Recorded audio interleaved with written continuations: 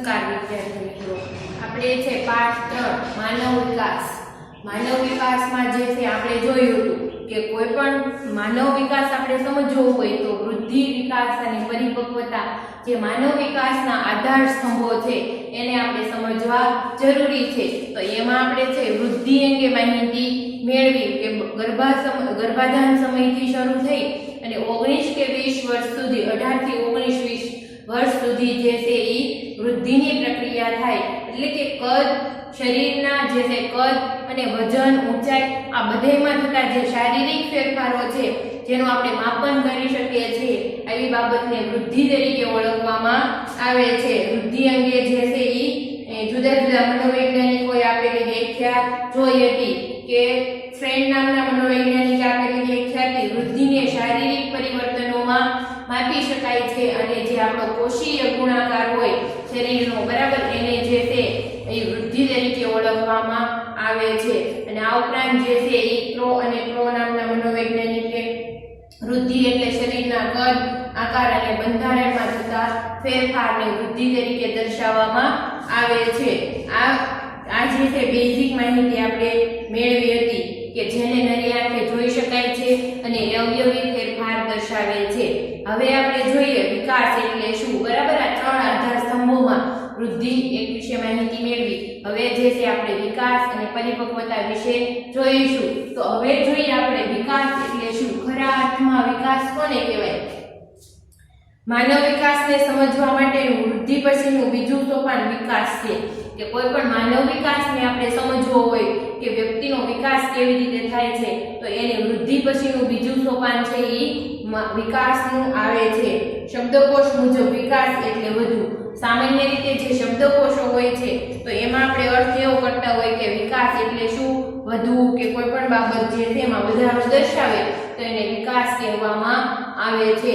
આપણે છે પેલા હવે જોઈએ ટેકનોલોજીના યુગમાં તો ઓકે આપણી પાસે એવા ઘણા બધા મશીનરી છે, યુદ્ધ માટેની જે કંઈ મિસાઇલો હોય એ છે, ઉપગ્રહો છોડીએ છીએ તો આપણા દેશનો છે એ વિકાસ થયો હોય એવો આપણે સામાન્ય ખ્યાલ જે છે એ ધરાવતા હોય. એટલે કે આપણી જે સંપત્તિ છે એમાં કંઈક વધારો થયો દેશની સંપત્તિમાં જે વિકાસ તરીકે દર્શાવવામાં આવે છે. તો માનવ વિકાસ એટલે શું એને જોઈએ તો એમાં જે છે માનવ વિકાસ એટલે વધુ. વિકાસનો શબ્દકોશ મુજબ અર્થ કેવો થાય? વધારો દર્શાવતો હોય એવું થાય છે. પરંતુ મનોવિજ્ઞાનના ક્ષેત્રમાં વિકાસ એટલે વ્યક્તિના શારીરિક વૃદ્ધિ સિવાયના અન્ય પાસાઓમાં વૃદ્ધિ અને પરિવર્તન. મનોવિજ્ઞાનના ક્ષેત્રમાં જે છે વૃદ્ધિ તો ઠીક, પરંતુ વિકાસ કોને કહેવામાં આવે કે વૃદ્ધિ સિવાયના શારીરિક વૃદ્ધિ, બરાબર, કે જે આપણો કદ, આકાર વધે છે, વજન, ઊંચાઈ વધે છે એમાં નહીં, એ પાસાને બાદ કરતા, શારીરિક વૃદ્ધિને બાદ કરતા આપણા બીજા જે પાસાઓમાં વધારો દર્શાવે એ વૃદ્ધિ થાય એને શું કહેવામાં આવે? વિકાસ કહેવામાં આવે છે અથવા તો પરિવર્તનને. વિકાસ વ્યક્તિના શરીરનો વિકાસ થતા મગજની મદદથી જે વાતાવરણ સાથે આંતરક્રિયા કરી પરિસ્થિતિ ઉપર પકડ મેળવે અથવા પોતે તેને અનુકૂળ થાય તે તેનો વિકાસ સૂચવે છે. આમાં જે છે એવું દર્શાવ્યું કે વિકાસ કોને કહેવાય મનોવૈજ્ઞાનિક ભાષામાં? તો આપણો જે સામયિક વિકાસ થાય, શારીરિક વિકાસને બાદ કરતા, શારીરિક વિકાસ તો ઠીક છે પરંતુ સાથે સાથે માનસિક, બૌદ્ધિક, સામાજિક આ બધા પ્રકારનું જે આપણામાં બુદ્ધિનો વધારો થાય અથવા તો વિકાસ થાય એને જે છે એ વિકાસ તરીકે મનોવૈજ્ઞાનિક ભાષામાં ઓળખાવી શકાય છે. તો એમાં જોઈએ તો એમાં એવું છે કે શરીરનો વિકાસ થતા મગજની મદદથી, બરાબર, શરીરનો વિકાસ થાય, આપણા જે અંગ ઉપાંગો છે એમાં વધારો દર્શાવે તો એનો વિકાસ થાય એટલે સાથે સાથે આપણા મગજનો પણ વિકાસ થાય છે. એટલે મગજનો વિકાસ થતા તેની મદદથી વાતાવરણ સાથે આંતરક્રિયા કરે. વ્યક્તિ વચ્ચે, જૂથ વચ્ચે અને કોઈ પણ જે છે એ પર્યાવરણ સાથે આંતરક્રિયા કરે. એટલે કે પર્યાવરણનો આપણે છે મહદઅંશે ઉપયોગ કરતા હોય અથવા તો એને છે મદદરૂપ વર્તન કરતા હોય. આ જે છે આંતરક્રિયા પરસ્પરની આપ-લે કરે, બરાબર. તો આ જે છે આંતરક્રિયા કરી પરિસ્થિતિ ઉપર પકડ મેળવે. આંતરક્રિયા કરી પરિસ્થિતિમાંથી કંઈક નવું શીખવે અથવા તો પરિસ્થિતિ ઉપર પકડ મેળવે અને અથવા પોતે તેને અનુકૂળ થાય. પરિસ્થિતિ છે એના મુજબ ન હોય અથવા તો એ છે પરિસ્થિતિને આધીન થવું પડે તો જે છે એને અનુકૂળ વાતાવરણ બનાવે, બરાબર, કે એમાંથી સમાયોજન સાધે અનુકૂળ વાતાવરણ બનાવે છે, કાં તો એ પરિસ્થિતિને પોતાના કાબૂમાં કરી લે છે અથવા તો એ પરિસ્થિતિને અનુકૂળ પોતે બની જાય છે, તેનો વિકાસ સૂચવે છે. આવો જે વિકાસ થાય છે એ સમાયોજનનો વિકાસ સૂચવે છે. ઉદાહરણ તરીકે હાથનું કદ વધતા તેના દ્વારા જરૂરી અને યોગ્ય વસ્તુ પકડવી, છોડવી એ વગેરે વિકાસના પરિણામો છે. દાખલા તરીકે હાથનું કદ વધે એ એક શારીરિક વૃદ્ધિ છે, પરંતુ એની સાથે આપણે પકડવાની અને છોડવાની જે ક્રિયા શીખીએ છીએ એ વિકાસ દર્શાવે છે. હાથ દ્વારા છે આપણે જુદી જુદી કોઈ પણ સર્જનાત્મક વસ્તુ બનાવવી અથવા તો જે છે જુદા જુદા કામ કરી શકીએ છીએ, બરાબર. એટલે કે યોગ્ય રીતે છે એને વળાંક આપી, દાખલા તરીકે રંગોળી કરવી, ચિત્રકામ કરવું. તો આ જે છે આપણી હાથના કદમાં વધારો તો થયો, સાથે સાથે છે આપણામાં સર્જનાત્મક શક્તિ પણ વિકસી. તો હાથના લીધે છે આપણે સરસ એવું ચિત્ર દોરી શકીએ છીએ. તો આ જે છે આપણો માનસિક વિકાસ દર્શાવે છે, ટૂંકમાં વિકાસ દર્શાવે છે એવું મનોવૈજ્ઞાનિક ભાષામાં કહી શકાય છે. આ ઉપરાંત બીજું ઉદાહરણ લઈએ તો મગજની વૃદ્ધિ થતા સ્મૃતિ, ખ્યાલ, અનુમાન, કલ્પના, તર્ક જેવી માનસિક શક્તિઓ ખીલવી તે વિકાસ સૂચવે છે. આમાં એવું છે મગજની વૃદ્ધિ થાય એટલે અમુક વર્ષે છે આપણી તર્ક શક્તિ વધે છે, કલ્પના, સ્મૃતિ આ બધી શક્તિઓ વધે છે, બરાબર. 100 એકડા છે આપણે યાદ રાખતા શીખી જઈએ. પછી છે મોઢે કડકડાટ બોલીએ, પલાખા બોલીએ નાનું બાળક હોય તો આ જે છે એના મગજનો વિકાસ દર્શાવે, માનસિક વૃદ્ધિ દર્શાવે છે. યાદ રાખીને પુનરાવર્તન કરતા શીખીએ છીએ. તો આવી બધી બાબતો છે એ વિકાસને દર્શાવે છે એવું કહી શકાય છે. એટલે એમ પણ કહી શકાય કે વિકાસ એટલે શરીરમાં થતા રાસાયણિક ફેરફારોથી વિવિધ ગુણોમાં થતો ફેરફાર. એટલે વિકાસ એટલે શું કે શરીરમાં જે વિવિધ રાસાયણિક ફેરફારો થાય છે, અંતઃસ્ત્રાવી ગ્રંથિઓનો વિકાસ થાય, મગજનો વિકાસ થાય, એમ જે ચેતાકોષોમાં ફેરફાર થાય છે અને જે રાસાયણિક ફેરફાર થાય છે તે રાસાયણિક ફેરફારોથી આપણા વિવિધ ગુણોમાં ફેરફાર આવે છે. પેલા જે છે આપણે 1-2 વર્ષના હોય ત્યારે કોઈ પણ વસ્તુ લેવા માટે તોફાન કરતા હોય, પરંતુ જ્યારે છે 15-16 વર્ષની ઉંમરે આપણી ક્રિયા છે તદ્દન બદલાઈ જાય સમજ શક્તિમાં, બરાબર. તો આ જે છે રાસાયણિક ફેરફારને લીધે આપણો એક તોફાન કરવાનો ગુણ હતો એ જતો રહ્યો, એના બદલે આપણામાં એક નવી સમજ શક્તિ આવે છે. તો આવા ફેરફારને જે છે વિકાસ તરીકે ઓળખવામાં આવે છે. વૃદ્ધિ અને વિકાસની શરૂઆત ગર્ભાવસ્થાથી થાય છે. વૃદ્ધિની શરૂઆત તો ગર્ભાવસ્થાથી થાય છે કે કોષમાંથી છે માનવ આકૃતિ બને છે, એ આપણે દેખીતી વાત છે, બરાબર. પરંતુ વિકાસની શરૂઆત એ જે છે એ ગર્ભાવસ્થાથી થાય છે. કે દાખલા તરીકે આપણે છે પ્રાચીન સમયનું ઉદાહરણ આપ્યું તો અભિમન્યુ જે છે એ જ્યારે ગર્ભાવસ્થામાં હતો ત્યારે જે છે યુદ્ધ અંગેનું જ્ઞાન મેળવ્યું હતું. તો આ એનો વિકાસ સ્પષ્ટપણે સૂચવે છે, બરાબર. તો પ્રાચીન સમયથી ત્યાં બધી બાબત ચાલતી આવે છે. પરંતુ વૃદ્ધિ અમુક ઉંમરે અટકી જાય છે, અમુક ઉંમરે અટકી જાય છે. 19-20 વર્ષની ઉંમરે જે છે વૃદ્ધિનો અંત આવે છે, એટલે કે અટકી જાય છે. પછી છે આપણે કોઈ પણ હાઈટ છે એમાં કઈ વધારો થતો જોવા મળતો નથી, અથવા તો આપણા અંગોપાંગો છે એમાં વધારો દર્શાવતો નથી. જ્યારે વિકાસ છે નિરંતર ચાલતી પ્રક્રિયા છે, પરંતુ વિકાસ કેવી પ્રક્રિયા છે એ નિરંતર ચાલે કે સતત ચાલતી પ્રક્રિયા છે. ગર્ભાવસ્થાથી શરૂ થાય છે અને મૃત્યુ સુધી છે આ પ્રક્રિયા ચાલતી રહે છે. તે વૃદ્ધિને અનુસરે છે અને વૃદ્ધિને અનુસરે છે. જો વૃદ્ધિમાં કોઈ પણ પ્રોબ્લેમ ઉત્પન્ન થાય તો વિકાસમાં ખામી સર્જાવાની શક્યતા છે 100% વધી જાય છે. એટલે બાળકની શારીરિક વૃદ્ધિ થવી ખૂબ આવશ્યક છે, યોગ્ય પ્રમાણમાં અનુસરે છે. વૃદ્ધિને લીધે પ્રાપ્ત થતી ક્ષમતાઓ એ વિકાસ છે. વૃદ્ધિને લીધે આપણામાં જે ક્ષમતા પ્રાપ્ત થાય છે એ વિકાસ દર્શાવે છે. દાખલા તરીકે 5 વર્ષથી આપણે છે જન્મથી 5 વર્ષ છે તો આ 5 વર્ષના સમયગાળામાં આપણી પાસે ઘણી બધી શક્તિઓ વિકસે છે બાળકમાં, બરાબર. બેસતા શીખે, ચાલતા શીખે, બોલતા શીખે. તો આ જે બધું બાબત જે છે એ વૃદ્ધિના કારણે થતી એ જે વિકાસની પ્રક્રિયા દર્શાવે છે. એટલા માટે છે એને ક્ષમતાઓ વિકસે અને વિકાસ તરીકે ઓળખવામાં આવે છે. વિકાસાત્મક મનોવૈજ્ઞાનિક એલિઝાબેથ હર્લોકે વિકાસની પરિભાષા આ રીતે આપી છે. જે એલિઝાબેથ હર્લોક છે વિકાસાત્મક મનોવૈજ્ઞાનિક છે, બરાબર. કે આ જે છે માનવ વિકાસ અંગે એને ઘણા બધા સંશોધનો કરેલા છે અને એમાં જે છે આગવી એક પ્રખરતા મેળવેલી છે. તો આ જે મનોવૈજ્ઞાનિક છે એલિઝાબેથ હર્લોકે, તો એણે છે વિકાસની વ્યાખ્યા આપેલી છે. વિકાસ એટલે ગુણાત્મક ફેરફાર છે.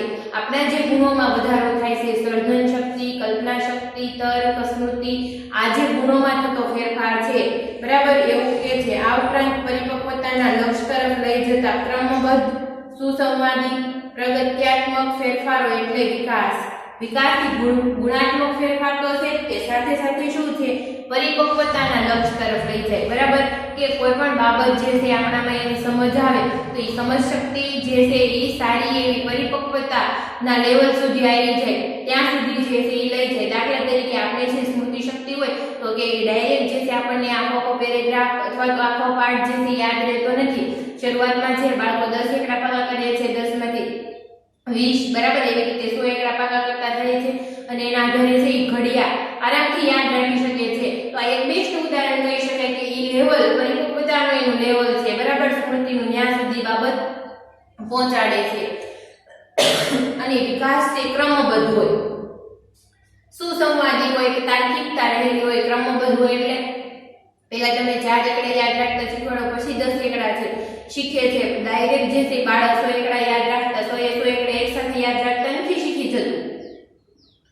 બરાબર એટલે ક્રમબદ્ધ હોય, સુસંવાદી હોય અને પ્રગત્યાત્મક હોય એટલે કે આપણે જે છે આ ફેરફાર થયો છે કે કેમ એનો પ્રયોગ પણ કરી શકીએ અથવા તો ગતિશીલ હોય.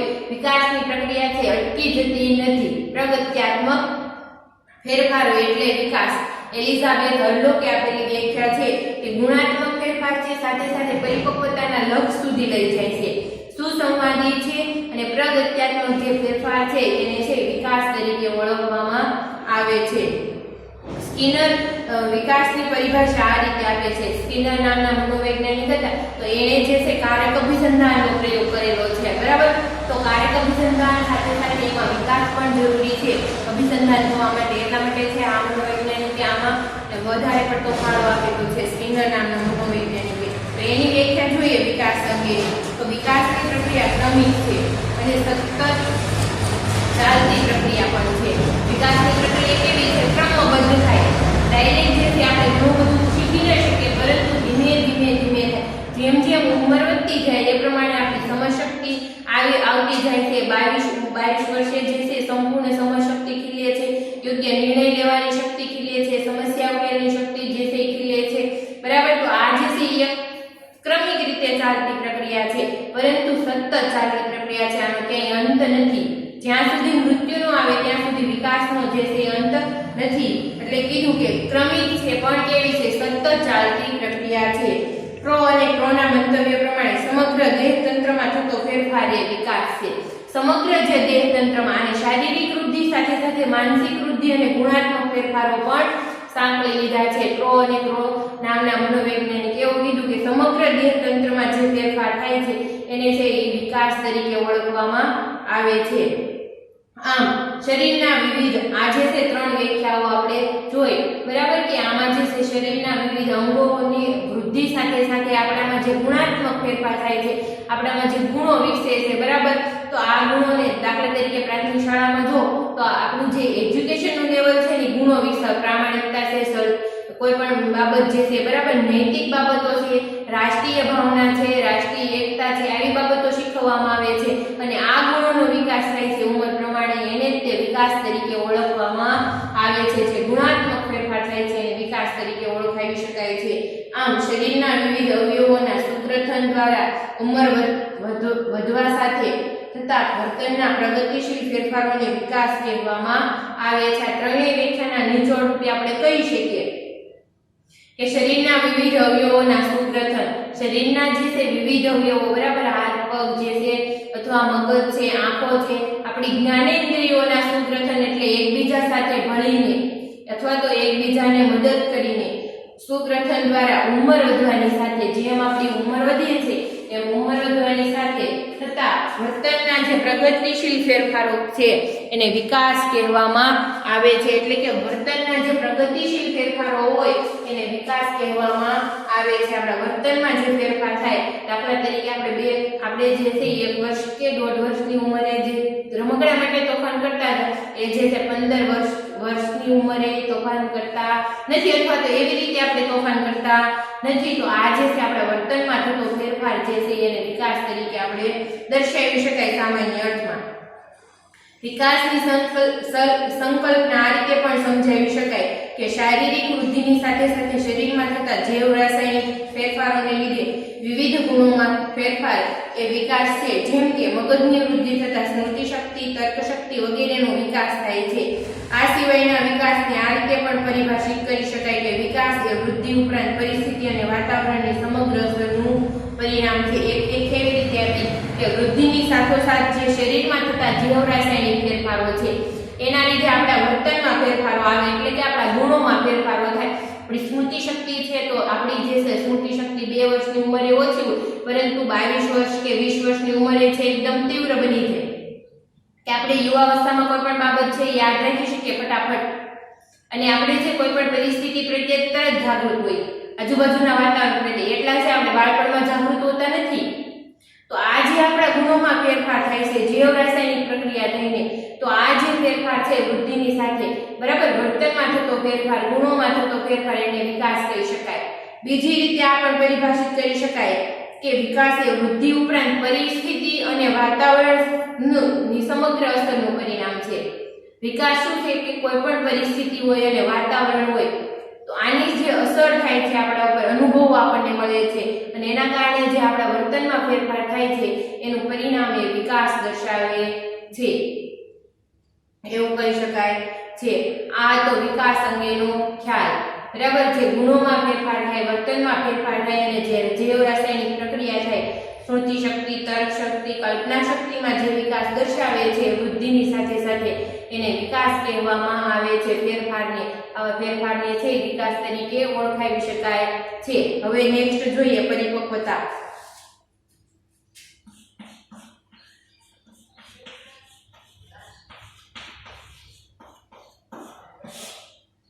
પરિપક્વતા એટલે શું?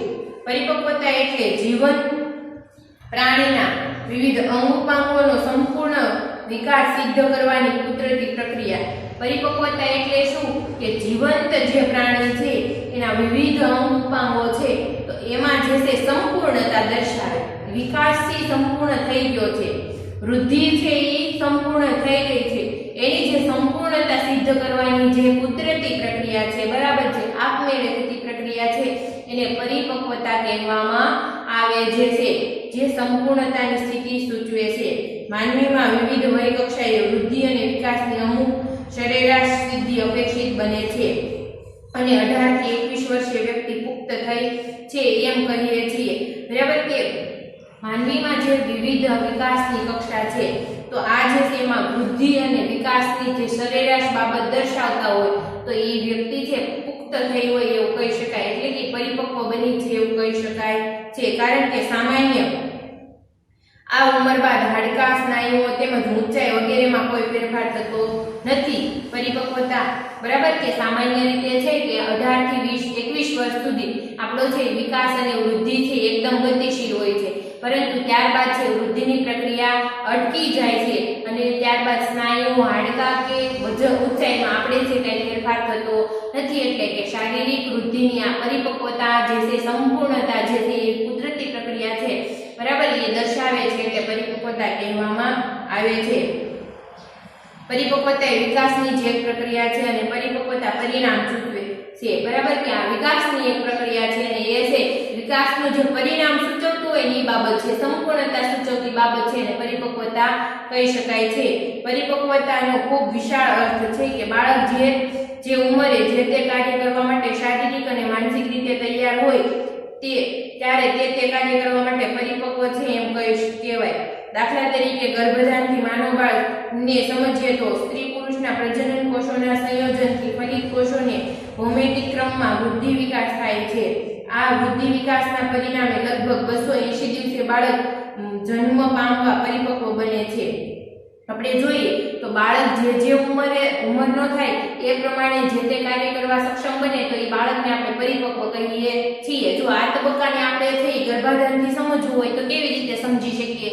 દાખલા તરીકે છે કે જ્યારે છે સ્ત્રી પુરુષના જે પ્રજનન કોષો મળે છે ત્યારે છે ગર્ભાધારણની પ્રક્રિયા શરૂ થાય છે અને કોષોમાં ક્રમિક વધારો થવાથી 280 દિવસ સુધી છે ગર્ભનો સમયકાળ રહે છે, બરાબર, સમયગાળો રહે છે અને 280 દિવસેથી બાળકથી જન્મવા માટે કેવું થાય? કેપેબલ થાય કે એ 280 દિવસ પછી છે આ વાતાવરણમાં જન્મી શકે અથવા તો એ પોતે પોતાનું અસ્તિત્વ ટકાવી શકે એટલો કેપેબલ બની શકે છે. એટલે 280 દિવસે છે માનવ બાળનો જન્મ થાય છે. એટલે કે જન્મવા માટે પરિપક્વ છે વૃદ્ધિ વિકાસની સમગ્ર જે છે એ પ્રક્રિયાનું એ પરિણામ દર્શાવે છે. કેટલા દિવસ સુધી છે એ જન્મ, જો વહેલા કોઈ પણ બાળક જન્મી ગયું હોય તો જે છે એનામાં કોઈ પણ શારીરિક ખોડખાપણ હોય, માનસિક ખોડખાપણ હોય અથવા તો બાળકને બચાવવું પણ મુશ્કેલ બની જાય ઘણી વખત, બરાબર, કેમ કે એને પરિપક્વતા પ્રાપ્ત કરી નથી. પરંતુ પરિપક્વ થયા પછી છે એનો જન્મ થાય તો જે છે એ બાળક જન્મ પામવા માટે પરિપક્વ બને છે.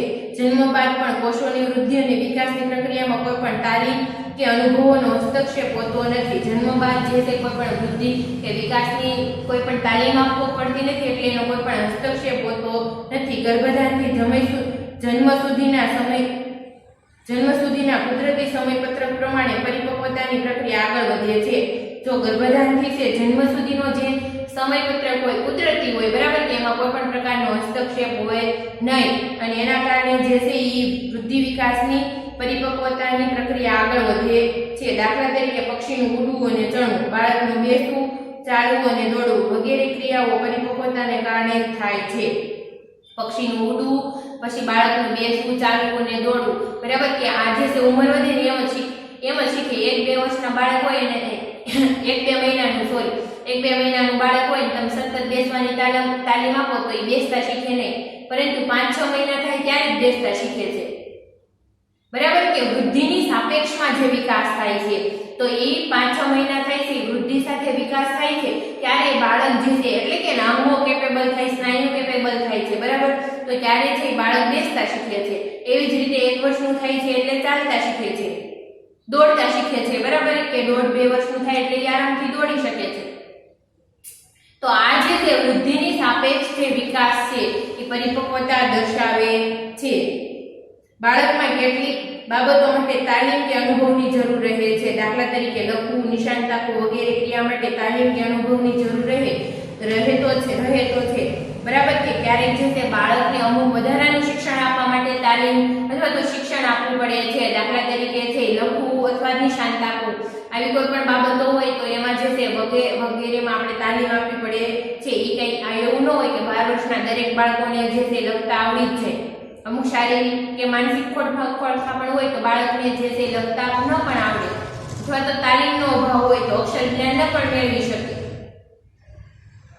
જે નિરીક્ષક લોકો હોય તાલીમનો જે છે અભાવ હોય એના કારણે જે લોકો છે સાક્ષર ન બની શક્યા હોય, બરાબર.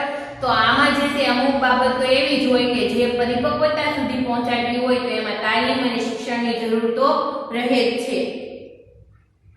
પરંતુ તાલીમ આપતા પહેલા તે ક્રિયાને પ્રગટ થવા માટે પરિપક્વતાની પૂર્વ તૈયારી હોવી જરૂરી છે. 6 માસે બાળક પકડતા શીખે છે તો તે કાર્ય કરવા માટે તે પરિપક્વ છે, પણ તેને લખવાની તાલીમ આપી શકાતી નથી. પરંતુ જો એ તાલીમ આપવી હોય તો એની જે પરિપક્વતા એ તો પહોંચાડવું જરૂરી છે, એટલે કે એની વૃદ્ધિથી અમુક થવું પડે. દાખલા તરીકે 6 મહિનામાં છે બાળક રમકડા પકડતા શીખી જાય છે, પરંતુ એ ઉંમરે એટલે કે 6 માસે છે એને આપણે લખતા શીખવાડવું હોય તો એ તાલીમ જે છે ત્યારે આપી શકાય નહીં. બાળક જે છે શાળાએ જતું થાય, આ ઉપરાંત જે છે એને જે છે કાકરો પકડતા, સ્લેટ પકડતા આવડે એટલી ઉંમર જે છે, બરાબર, 3 કે 4 વર્ષની ઉંમરે જે છે બાળક એટલું પરિપક્વ બની શકે કે લખવાની આપણે એને તાલીમ આપી શકીએ, બરાબર. કેમ કે 6 માસે પકડતા શીખી એનો સ્નાયુનો વિકાસ દર્શાવે છે, પરંતુ હજી એનો માનસિક વિકાસ અથવા મગજનો વિકાસ એટલો બધો થયો હોતો નથી, એટલા માટે લખવા માટે કેપેબલ નથી. પરંતુ કોઈ પણ વસ્તુ પકડી શકે છે, રમકડા પકડી શકે છે, આ એની સ્નાયુવિક વૃદ્ધિ દર્શાવે છે. પરંતુ વૃદ્ધિ સાથે વિકાસ થાય ને ત્યારે જ પરિપક્વતાનું લેવલ સુધી પહોંચી શકે, સંપૂર્ણતા સુધી પહોંચી શકે. એટલે આપણે જે છે એટલા વર્ષ સુધી છે એને તાલીમ આપી શકાય નહીં, પણ તેને લખવાની તાલીમ આપી શકાતી નથી. 6 માસે લખવાની તાલીમ માટે તે પરિપક્વ હોતું નથી, બરાબર. આ જે છે પરિપક્વતાની આ જે સમજણ આપણે મેળવી કે બાળકને જે છે કોઈ પણ ઉંમરે, બરાબર, કે જેમ જેમ એનો શારીરિક વિકાસ થાય છે એમ જે છે આપણે એને શારીરિક વિકાસની સાથે પરંતુ શારીરિક વિકાસ સાથે પરંતુ છે એ પરિપક્વતાના લેવલે પહોંચે ત્યારે છે ચોક્કસ તાલીમ દ્વારા શિક્ષણ મેળવી શકાય છે. તો વિકાસ અને પરિપક્વતા અંગે આપણે સમજૂતી મેળવી કે આ બંને ખ્યાલ જે છે એ વૃદ્ધિ, વિકાસ અને પરિપક્વતા ત્રણેય ચક્રીય સ્વરૂપ દર્શાવે છે. જો યોગ્ય પ્રમાણમાં વૃદ્ધિ થાય તો જ તે બાળકનો શારીરિક, માનસિક અને બૌદ્ધિક વિકાસ થાય, સામાજિક વિકાસ થાય.